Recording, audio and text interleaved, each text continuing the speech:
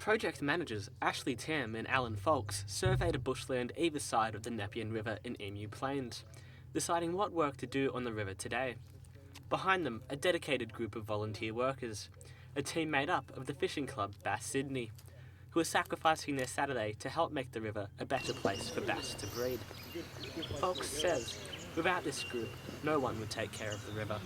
All this work is done by club members, so it's all volunteer effort, and without us doing it, quite frankly, nobody's taken an interest in this site for a long time. If we weren't doing it, nobody would be, I don't think, so the volunteers are everything. He hopes the group's work sets an example for other fishing clubs. In my mind, they're really important just because of the practical difference they can make to a small patch of river, but possibly even more importantly, we hope that we're demonstrating to other clubs and other interested individuals that they can get involved in this sort of work as well. And if we can generate interest amongst a range of different groups and get a bunch of people doing the same sort of work on the river, then we'll get even bigger benefits. Their work centres around removing foreign weeds and improving riverside vegetation to help local bass populations thrive. Today the group will be removing lantana and annual weeds like brassica and fireweed. When they began work 2 years ago, the local bushland was dense with thickets of lantana that killed off native vegetation, disrupting the food chain. But the work they put in has made a real difference. Folks says this is critical to improving the habitat for bass. You've seen some evidence, I think, of the lantana really strangling the native vegetation, and it's really denuding native vegetation from the bankside. When you take away the native vegetation from the bankside, you also disrupt the food chain. So bass actually eat a lot of terrestrial insects that fall out of trees typically. Without the right sort of vegetation in the area, they're not getting that terrestrial food.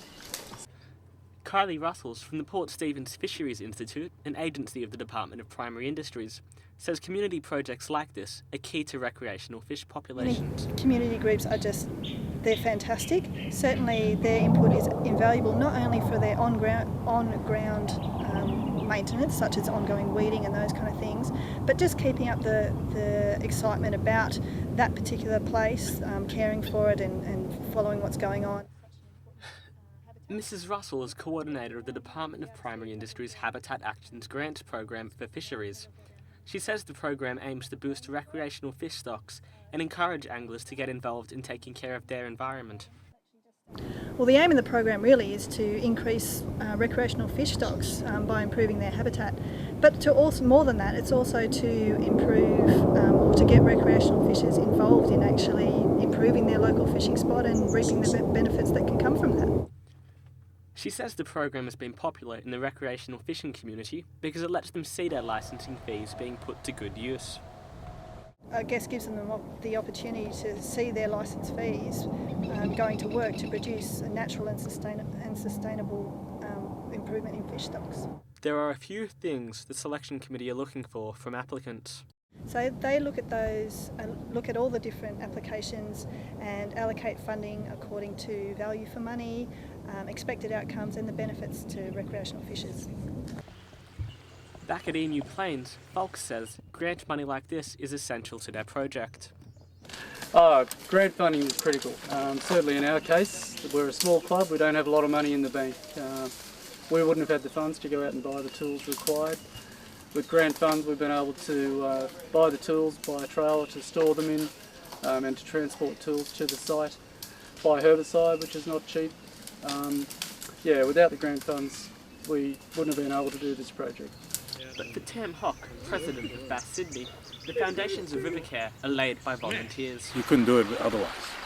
You couldn't do it otherwise. I mean, work like this, bush regeneration, river care, things like that,